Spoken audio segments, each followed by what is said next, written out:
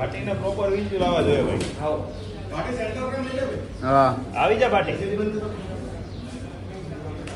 તમે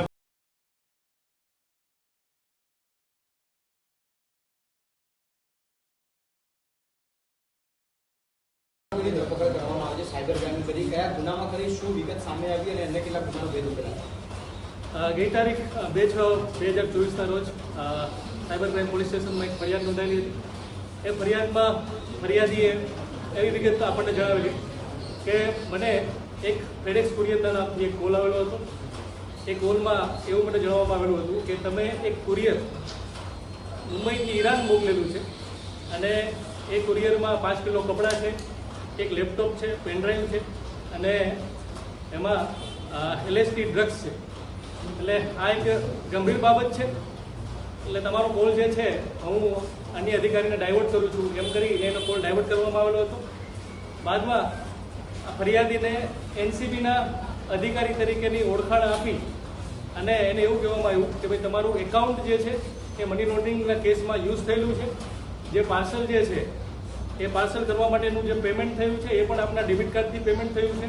આ ગંભીર કેસ છે, તમારી એરેસ્ટ આ ગુનામાં થઈ શકે છે. એ રીતે ફરિયાદીને ડરાવી ધમકાવી ફરિયાદી પાસેથી એની પાસે જે બેંક એકાઉન્ટ્સ હતા એ બધા બેંક એકાઉન્ટ્સની વિગતો એની પાસેથી મેળવવામાં આવેલી. એની પાસે જે ડેબિટ કાર્ડ યુઝ કરતો હતો એ ડેબિટ કાર્ડ્સની વિગતો પણ આરોપીઓએ જે છે એ મેળવી લીધી. એના પિન નંબર પણ મેળવી લીધેલા. બાદમાં ફરિયાદી જે ICICI બેંકનું જે એપ્લિકેશન યુઝ કરતો હતો બેંકની એ એપ્લિકેશન એને યુઝ કરવામાં જણાવવામાં આવેલું. એના મોબાઈલની સ્ક્રીન જે છે એ સમયે એની શેર કરાવવામાં આવેલી હતી અને આરોપીઓએ છેતરપિંડીથી ફરિયાદીના ICICI બેંકમાંથી 10 લાખ રૂપિયાની પ્રી એપ્રુવડ લોન જે છે એ ફરિયાદીની જાણ બહાર મંજૂર કરાવી લેવામાં આવેલી હતી. બાદમાં એ પ્રી એપ્રુવડ લોનના 9,76,400 રૂપિયા જે ફરિયાદીના ICICI બેંકમાં જમા થયેલા હતા એ આરોપીઓએ એવું કીધું કે તમારું એકાઉન્ટ વેરીફાઈ કરવા માટે અમે તમને HDFC બેંકનું એક એકાઉન્ટ આપીએ છીએ. એ એકાઉન્ટની અંદર આ તમારા પૈસા 9,76,400 રૂપિયા જે છે તમે ટ્રાન્સફર કરી દો. આરોપીએ એની સૂચના મુજબ એ પૈસા ટ્રાન્સફર કરી દીધા.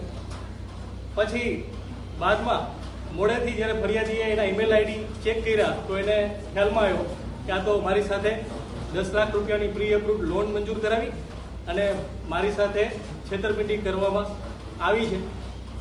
ફરિયાદીએ આ બાબતની કાયદેસરની ફરિયાદ નોંધાવેલી. IPC અને IT એક્ટની અલગ અલગ કલમો હેઠળ ફરિયાદીની ફરિયાદ જે છે એ નોંધવામાં આવેલી. આ તપાસ જે છે એ ટેકનિકલ અને હ્યુમન રિસોર્સિસના અલગ અલગ સોર્સ દ્વારા અમે આ ગુનાની તપાસ જે છે એ અમે કરતા હતા. એ દરમિયાન અમારા ધ્યાનમાં આવેલું કે આ ત્રણેય આરોપીઓ જે છે એ રાજસ્થાન બિકાનેરના છે. એ આરોપીઓનું હ્યુમન સોર્સથી અમે જાણકારી મેળવી તો એ આરોપીઓ જે છે એ Haryana Faridabad cyber crime police સ્ટેશનના અન્ય એક ગુનામાં નિમકા જેલની અંદર કેદ છે એવું અમને અમારા હ્યુમન સોર્સથી અમને જાણવા મળ્યું. તરત જ અમે આ માહિતીના આધારે અમારા એક PSAની ટીમ જે છે અમે ફરીદાબાદ નિમકા જેલની અંદર અમે મોકલી આપી અને ત્રણેય આરોપીઓનો કબજો જે છે એ નિમકા જેલથી મેળવવામાં આવેલો છે. ત્રણેય આરોપીઓની આપણે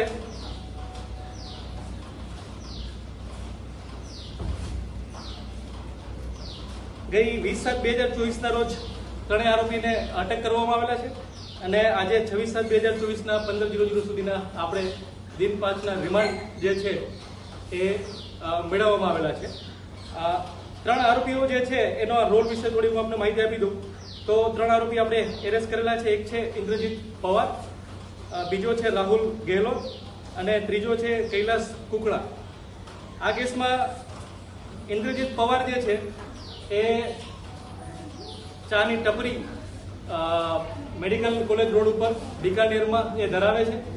ત્યાં એની પાસે ચા માટે પીવા માટે જે અલગ અલગ જે ગરીબ લોકો જે આવતા હતા એ લોકોને પૈસાની લાલચ આપી એ લોકોને એક એકાઉન્ટ દીઠ ₹5,000 થી 8,000 રૂપિયાની લાલચ આપી એની પાસેથી આખી કીટ જે છે આ ઇન્દ્રજીત પવાર નામનો આરોપી જે છે એ એમની પાસેથી મેળવી લેતો હતો. એ કીટની અંદર સેલ્ફ ચેક જે પણ એકાઉન્ટ હોલ્ડર હોય એના ચેકની અંદર સહી પણ કરાવી લેતો. એમના એટીએમ કાર્ડ, પાસબુક, ચેકબુક બધી જ વિગતો જે છે એમની પાસેથી મેળવી લે. બદલામાં એમને 5,000 થી 7,000 રૂપિયા જે છે એ આપવામાં આવતા હતા. આ એકાઉન્ટની વિગતો મળી ગયા પછી આ આખી એકાઉન્ટની વિગતો જે છે એ અન્ય આરોપી રાહુલ ગેહલોત કરીને જે છે એ ઇન્દ્રજીત પવાર જે છે એ રાહુલ ગેહલોતને આ એકાઉન્ટની વિગત શેર કરતો હતો. રાહુલ ગેહલોત જે છે એ જેક અને બર્ડ નામના 2 ચાઇનીઝ વ્યક્તિઓ એના સંપર્કમાં છે. એના બિનાન્સ એપ્લિકેશનના માધ્યમથી આ રાહુલ ગેહલોત જે છે એ USDT આ ચાઇનીઝ વ્યક્તિઓને વેચતો હતો અને એના બદલામાં જે પેમેન્ટ આવતું હતું એ પેમેન્ટની અંદર આ જે છેતરપિંડીથી મેળવેલા એકાઉન્ટ જે છે એની અંદર પેમેન્ટ એ ચાઇનીઝ વ્યક્તિઓ દ્વારા એમાં નખાવતો હતો. ત્રીજો આરોપી જે છે કૈલાસ કુકડા એ આ એકાઉન્ટોમાં પૈસા આવી ગયા પછી ઇન્દ્રજીતે ઓલરેડી બધા લોકો પાસેથી સહી કરેલા ચેક મેળવી લીધેલા હતા. એ ચેકને લઈ એ આ બિકાનેરની જે પણ બેંક હોય એ બેંકમાં જાય. એ બેંકમાંથી ચેક દ્વારા કેશ પૈસા મેળવે અને એ કેશ પૈસા લઈ અને પરત એમની જગ્યા પર આવી જાય. આ રીતના ત્રણેય આરોપીઓનો રોલ હતો. ત્રણેય આરોપીઓ આપણા અમદાવાદ સાયબર ક્રાઇમ પોલીસ સ્ટેશનના ગુનામાં તો છે જ. એ સિવાય Haryana Faridabad cyber crime police સ્ટેશનના ગુનામાં પણ એરેસ્ટ થયેલા છે. એમના ગુનાના કામે જ નિમકા જેલની અંદર હતા અને એ ગુનો જે છે 7 કરોડથી પણ વધારેનો ગુનો એ હતો. એ સિવાય પણ આરોપીઓ CI સેલ દિલ્હી પોલીસ સ્ટેશનની અંદર પણ એક ગુનાના કામે એરેસ્ટ થયેલા છે.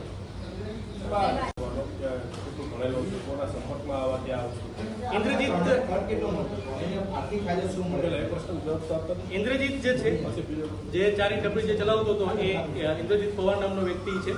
એ ઇન્દ્રજીત પવારને ત્યાં ચાની ટપરીમાં કોઈ રામલાલ કરીને કોઈ વ્યક્તિ જે છે એ આવતો હતો અને આને એને પૂછ્યું કે ભાઈ આ તમે શું બિઝનેસ કરો છો? એટલે ત્યારે રામલાલે એને એવી વાત કરી કે અમે આ રીતના USDT બિનાન્સ એપ્લિકેશનના માધ્યમથી અમે આ રીતના USDT વેચી છીએ. સસ્તા ભાવે અમે ખરીદી છીએ અને મોંઘા ભાવે અમે વેચી છીએ.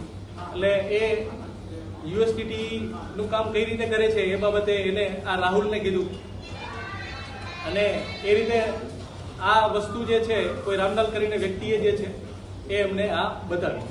જેલમાં હતા લોકો તો આજે ફોન કર્યો નાખી પ્રક્રિયા કરી એ ક્યાં સમય એ જેલમાં હતા એના પહેલાની બાકી પ્રોસિજર. જેલમાં હતા એ પહેલા યસ. આમાં જે ત્રણેય આરોપી જે રાહુલ ગેહલોત જે છે એના વિસ્તારમાં જ આરોપી કૈલાસ કુકડા જે છે એ રહે છે. એટલે નાનપણથી જ બંને એકબીજા મિત્ર છે અને આજે ઇન્દ્રજીત જે છે એ રાહુલ ગેહલોતનો સગો જીજાજી છે.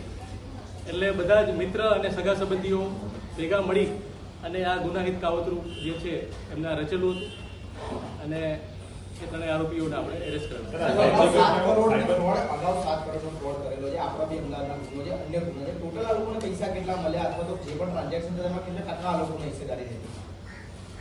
આરોપીઓને આ લોકો USDT જે છે એ સસ્તા ભાવે વેચે છે અને એને મોંઘા ભાવે વેચે છે. સસ્તા ભાવે ખરીદે છે અને મોંઘા ભાવે વેચે છે. એટલે એમાં એ જે માર્જિનની અંદર જે એમનો પ્રોફિટ થાય અમારી પૂછપરછમાં અંદાજે લગભગ એમને 3 મહિનામાં લગભગ 20 લાખનું પ્રોફિટ એમને થયેલું છે એવી તપાસ દરમિયાન અમને પૂછપરછની અંદર માહિતી મળી. આ સિવાય બીજા કોઈ લોકો સાથે છેતરપિંડી કરી છે એવું લાગે? આ સિવાય બીજી એક વસ્તુ હું આપને જણાવું કે આ આરોપીઓ પાસેથી હરિયાણા ફરીદાબાદ સાયબર ક્રાઇમ પોલીસે જીઓ કંપનીના 95 સિમ કાર્ડ એમને કબજે લીધેલા છે. અલગ અલગ બેંકની 65 ચેકબુક, ATM કાર્ડ 61 અને 9,50,000 જેવો કેસ જે છે એ Haryana Faridabad cyber crime police સ્ટેશને કબજે કરેલા છે. આ સિવાયના બીજા કોઈ ગુના ધ્યાનમાં આવેલા નથી. તપાસ ચાલુ છે. આ પ્રકારના જે ફ્રોડ થાય છે અલગ અલગ આરોપીઓની એમો અલગ અલગ કયા પાસાની બાબતમાં અલગ અલગ બીજી કઈ એમ હોય છે કે જેનાથી લોકોએ સાવચેત રહેવું જોઈએ? અત્યારે હાલમાં જો સૌથી વધુ જો ગુના બનતા હોય તો એક છે આ ફેડેક્સ કુરિયરના નામના અને બીજા છે એ ઇન્વેસ્ટમેન્ટ ફ્રોડના ગુના કે જેમાં આ લોકો વોટ્સએપ અને ટેલિગ્રામના માધ્યમથી ગ્રુપમાં આપને એડ કરાવે છે. ગ્રુપમાં એડ કર્યા પછી એ લોકો કોઈ જાણીતી ભારતની કે વિદેશની કોઈ જાણીતી કંપનીના કોઈ એક્સપર્ટના નામને આપને અલગ અલગ ઓપિનિયન રોજે રોજ આપવામાં આવે છે કે આજે આ શેરની અંદર આટલા 2%નો ઘટાડો થશે, આ શેરમાં 2% વધારો થશે. અને આ લોકોની એ ઓપિનિયન જે છે એ પણ એકદમ સચોટ હોય છે, જેથી જે શેર માર્કેટના જાણીતા જે વ્યક્તિઓ જે છે એમના ઝાંસામાં ફસાઈ જાય છે. પછી આ લોકો જે છે એમને ઇન્વેસ્ટમેન્ટના નામે પૈસા જે છે એમનું રોકાણ કરાવે છે. બધા જ ભણેલા ગણેલા લોકો એની અંદર વધુ પૈસાની લાલચ કમાવાની, વધુ પૈસા મેળવવાની લાલચે એની અંદર ઇન્વેસ્ટમેન્ટ કરે છે. અને ઇન્વેસ્ટમેન્ટ કર્યા પછી આ એપ્લિકેશનની અંદર એમને એમનું પ્રોફિટ પણ દેખાડે, પણ જ્યારે પૈસા વિડ્રો કરવાની વાત આવે ત્યારે એક પણ રૂપિયા પાછા આપતા નથી. તો આવા અમારી એક સાયબર ક્રાઇમ પોલીસ સ્ટેશનની અપીલ છે કે આવા કોઈ પણ શેર માર્કેટની અંદર આ પ્રકારના પ્રલોભનોથી દૂર રહે અને સાયબર ક્રાઇમથી બચે. ઓકે.